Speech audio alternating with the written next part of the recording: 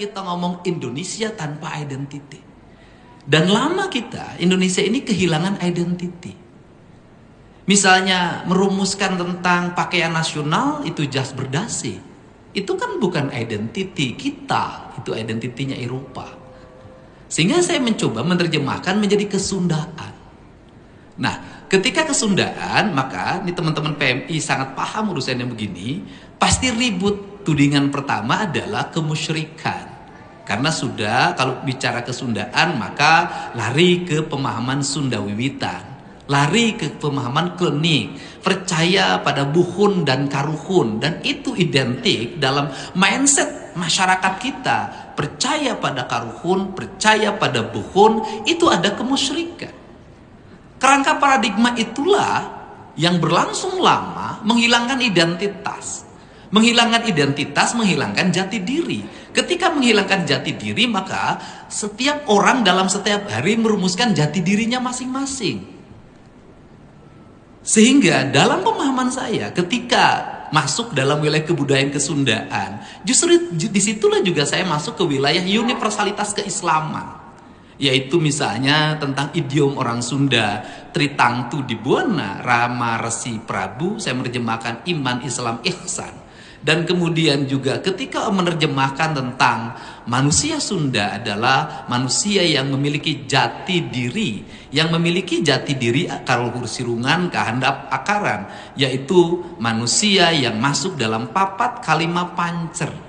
Papat kalima pancer yaitu manusia yang terdiri dari tanahnya, manusia yang terdiri dari airnya, manusia yang terdiri dari udaranya, manusia yang terdiri dari hawa panasnya, yang orang Bali mengembangkan dalam identitas hitam, putih, merah, dan kuning sebagai identiti tanah, air, udara, dan matahari. Nah, dalam kerangka itu justru saya menemukan bahwa papat kalima pancer adalah manusia insan. Yang menjadi insan kamil itu adalah ketika dia sebagai manusia, secara material dia bersatu dengan alam semesta penciptaannya, dan secara rohani dia bersatu dengan Tuhannya. Maka dalam teman-teman PMI pasti bercerita tentang manunggaling kaula Gusti. Mungkin Pak Ketua KPU sekarang tidak manunggaling kaula Gusti, tapi manunggaling kaula istri, saya lihat. Kerangka ini yang terus mengidentifikasi pikiran-pikiran saya, sehingga melahirkan gagasan tentang pembangunan berkarakter. Pembangunan berkarakter, kata orang Sunda, ciri sabumi, carak sadesa, jawadah tutung biritna, sacarana lain tepak sejen igel. Sesungguhnya adalah ilmu kenegaraan yang pernah saya baca. Nah, apa artinya? Bahwa pembangunan itu akan melahirkan sebuah nilai identitas, dan identitas yang mulia adalah identitas yang bersenyawa dengan alam. Ketika bersenyawa dengan alam, pembangunannya senyawa dengan alam, maka pembangunannya akan bersifat berkesinambungan menuju keabadian. Dan di situ akan ada efisien dari sisi tata kelola keuangan. Saya memberikan contoh, semua gedung kantor pemerintah itu dibikin menjadi sama tingginya, jendelanya dibikin jadi sama, ditutup. Padahal teksturnya harus berubah. Desain pembangunan di kota Bandung yang agak dingin harus berbeda dengan di Cirebon. Di Cirebon harus berbeda dengan di Bogor harus berbeda dengan Ciamis. Itu yang disebut ciri sabumi. Karena apa? Desain arsitektur yang didasarkan pada tanah, air, udara, dan matahari akan melahirkan penghitungan ruang. Penghitungan ruang akan melahirkan penghitungan udara, sehingga daerah mana yang perlu AC dan daerah mana yang tidak perlu AC. Daerah mana yang listrik pada siang hari nyala, daerah mana yang listrik pada siang hari tidak nyala. Negara kalau mengefisienkan itu saja, dari penggunaan AC, penggunaan listrik di siang hari dimatikan, penggunaan air, itu akan melahirkan biaya rutin pemerintah yang sangat efisien. Sehingga ketika pemerintah menghadapi misalnya tekanan fiskal disebabkan karena adanya kebijakan di mana DBH tidak semuanya diberikan kepada daerah, tapi ditunda dulu pembayarannya, mungkin para bupati, para gubernur akan pusing. Saya tidak. Kenapa? Karena saya sudah paham bagaimana cara ngelola keuangan, bagaimana cara mengefisienkan, dan bagaimana cara membangun ritme pegawai. Misalnya begini, tidak selamanya pegawai harus masuk dalam setiap hari kalau tidak produktif. Kenapa? Karena pegawai yang masuk tiap hari justru tidak produktif, Pak Ketua. Kenapa? Masuk tiap hari dia gunain listrik, dia menggunakan internet, kemudian dia menggunakan air, dia dari rumah ke kantor dia harus menggunakan transport, di kantornya barangkali dia bisa tidak bekerja, malah mengganggu temannya. Sehingga kebijakan WFH di Jawa Barat hari ini justru melahirkan produktivitas yang tinggi dan efisiennya biar rutin pemerintah. Kenapa itu dilakukan? Karena saya merasa bahwa pemerintah itu tidak boleh mewariskan hutang pada periode yang berikutnya. Justru tugas pemerintah itu adalah mengelola dan membuat investasi dalam kepentingan jangka panjang, bukan menyerap. Sehingga saya selalu menentang kalimat anggaran tidak terserap. Tidak. Bagi saya itu tidak penting. Buat apa anggaran pemerintah diserap? Hanya kegiatan rutin pegawai, hanya kegiatan pertemuan, hanya kegiatan kunjungan-kunjungan, hanya kegiatan diskusi-diskusi tanpa henti. Sedang kemiskinan tidak selesai, pendidikan tidak selesai, pelayanan dasar masyarakat tidak selesai. Berikutnya seperti itu lagi, berikutnya seperti itu lagi. Maka kita tidak akan sampai pada puncak tujuan kita merdeka. Maka saya melihat ini yang disebut dengan hari ini adalah birokrat berpuasa, rakyat berpesta.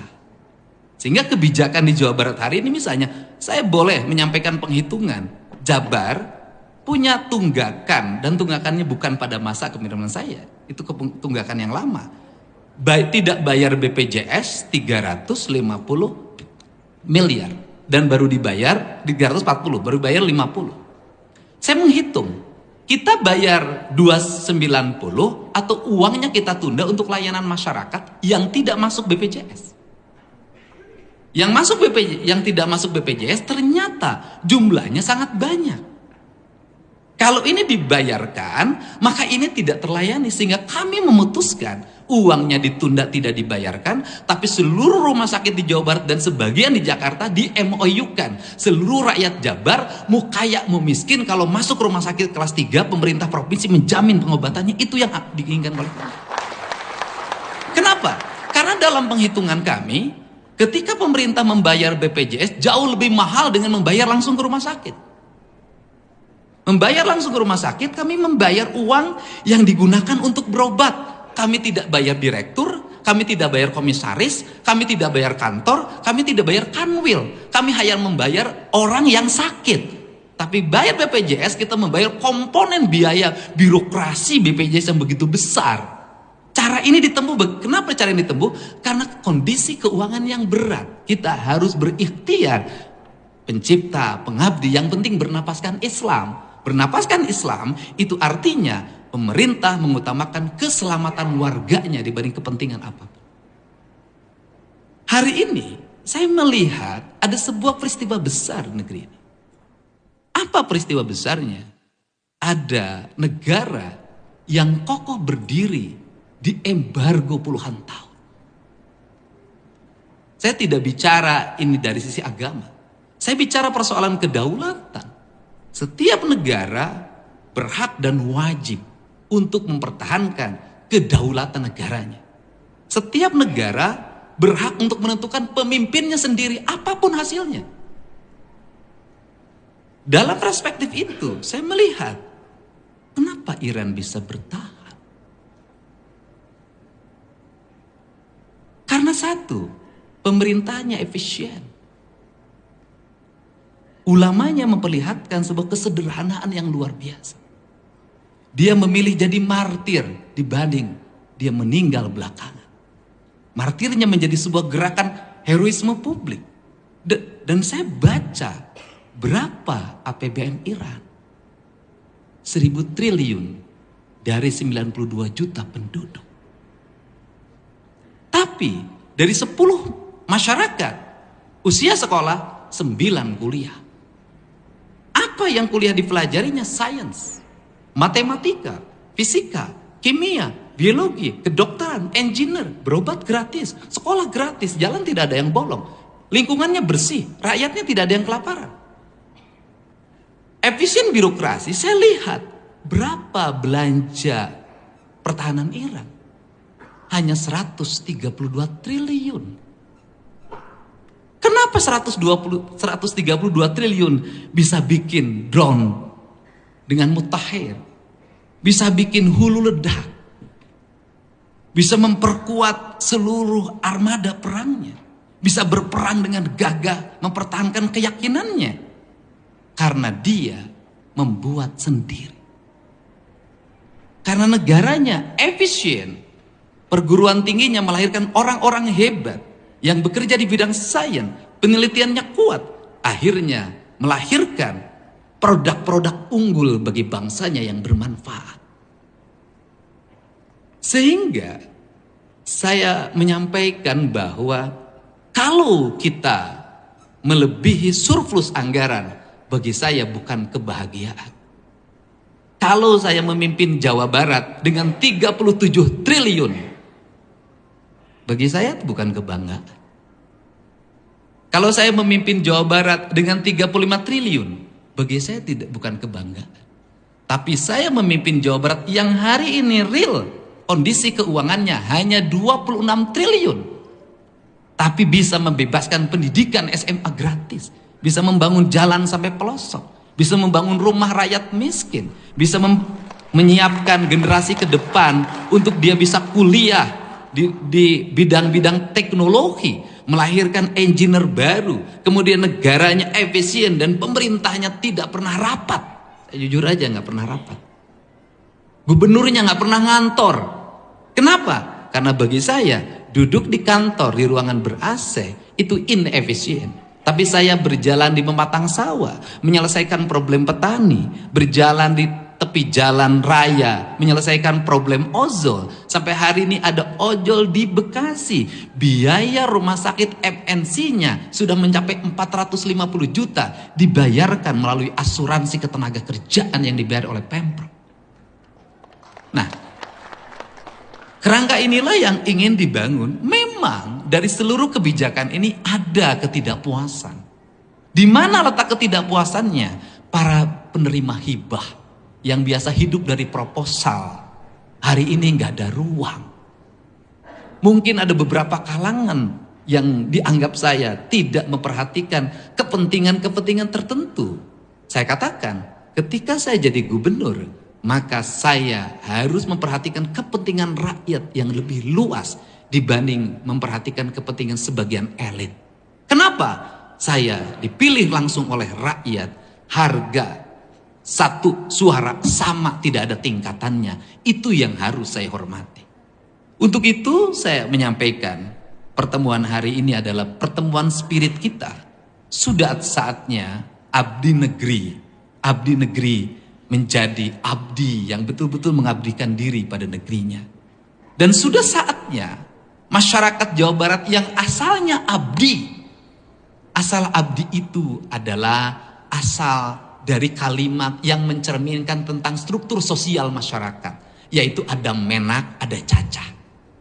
Kalimat abdi itu adalah masyarakat Sunda yang mengabdi pada menak, yang dia tidak bisa duduk sejajar, dia di bawah, dia menjadi sub dari sebuah bentuk peradaban. Maka saya memilih hari ini orang Jawa Barat bukan hanya menjadi abdi, harus berani mengatakan aing sebagai bentuk kesetaraan. Maka kalimat Bapak Aing sesungguhnya adalah kalimat perubahan mindset berpikir orang Jawa Barat, bahwa ini bukan lagi kaum feodal, tapi kaum yang memiliki kesetaraan. Karena Sunda secara ideologis itu adalah sistem nilai ajaran yang mengajarkan tentang kesetaraan, proletar, dan Sunda itu sosialis. Sehingga di Sunda hampir tidak ditemukan menak. Tidak ada sebenarnya. Nah, karena tidak ditemukan menak, Sunda rajanya tidak meninggalkan istana yang megah. Rajanya tidak meninggalkan keturunan yang mengaku, sampai hari ini tidak ada keturunan Siliwangi yang mengaku. Sunda hanya meninggalkan satu spirit, silih asa, silih asi, silih asu. Sarendek, saigel, sabobot, sapihanean, kacai jadi salewi, kadarat jadi salogak. Kalimat sa adalah kalimat jamak menjadi tunggal. Sehingga tauhidnya orang Sunda itu tidak bersifat hanya imanensi, tetapi transendensi. Karena dia transendensi, maka jamak menjadi tunggal. Siapa yang menunggalkan yang jamak itu kalimat sa? Yaitu Allah. Di mana letak menyatukannya? Pada kebeningan hati, kebersihan diri, cerik putih, celak herang, caang bulan, 14, jalan gede, sasapuan, tegenek, temalekmek, balungbang timur, narawang. Sehingga Kang Dede, kenapa orang Sunda dalam politik tidak terlalu menonjol? Apa yang membuat dia selalu tersisih dalam dunia politik? Yaitu sifat tidak pernah curiga, sifat yang selalu menerima. Karena orang Sunda hatinya cerik putih, celak herang.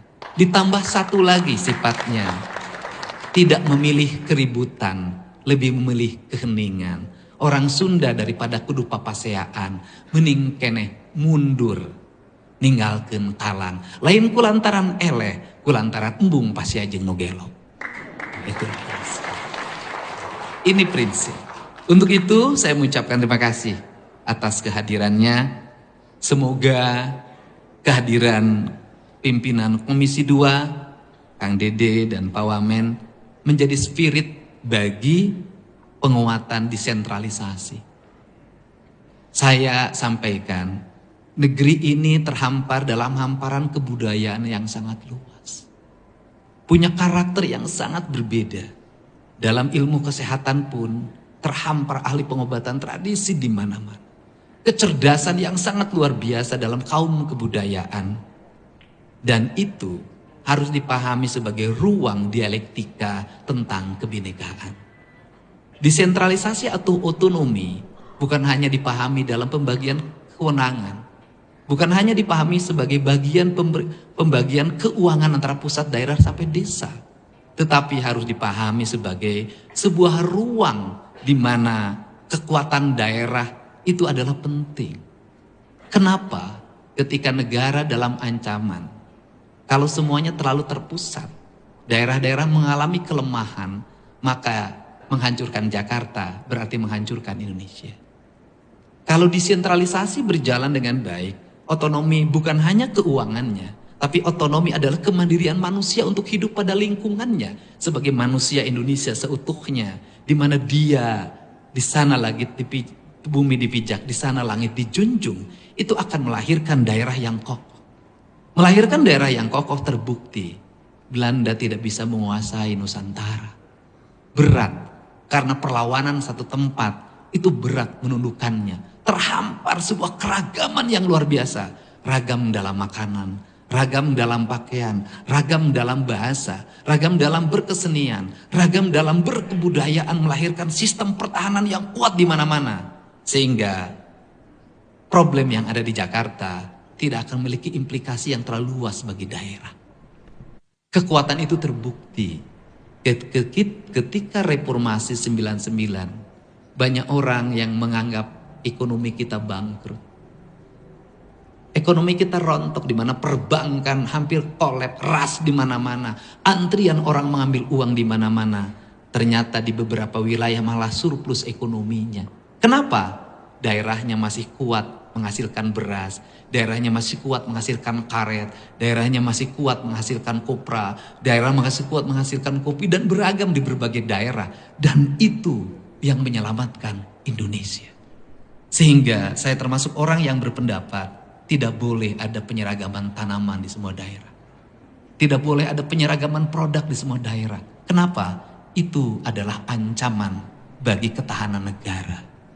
Kenapa? Dengan keanekaragaman itulah Indonesia sulit dibaca dan sulit ditaklukkan. Kita beda dengan Timur Tengah yang homogen. Kita beda dengan Eropa yang homogen. Kita adalah Indonesia yang dibangun dalam hamparan Nusantara yang memiliki keanekaragaman warna, dan cara berpikir. Memang sulit mengelola yang berbeda, tetapi ingat, ketika disatukan, maka dia sulit untuk ditaklukkan. Untuk itu, saya mengucapkan terima kasih. Semoga pertemuan hari ini menjadi pertemuan yang berikan spirit. Semoga selepas pertemuan ini, besok APBD Jawa Barat naik lagi ke 31. Dan mudah-mudahan Pak Ketua Komisi 2 bisa memperjuangkan tunggakan ke Menteri Keuangan. Karena spirit kita di situ. Kita sampaikan juga, kita juga perlu mempertimbangkan desa, mempertimbangkan kabupaten hari ini. Untuk apa? Negeri ini harus dibangun oleh kita bersama, secara bersama-sama. Saamparan, sajajaran, sarendek, saigel, sapuput, sapihanean, kacai jadi saluwi, kadarat jadi saloga. Wallahu muwaffiq ila aqwamit thoriq, billahi taufiq wal hidayah. Assalamualaikum warahmatullahi wabarakatuh.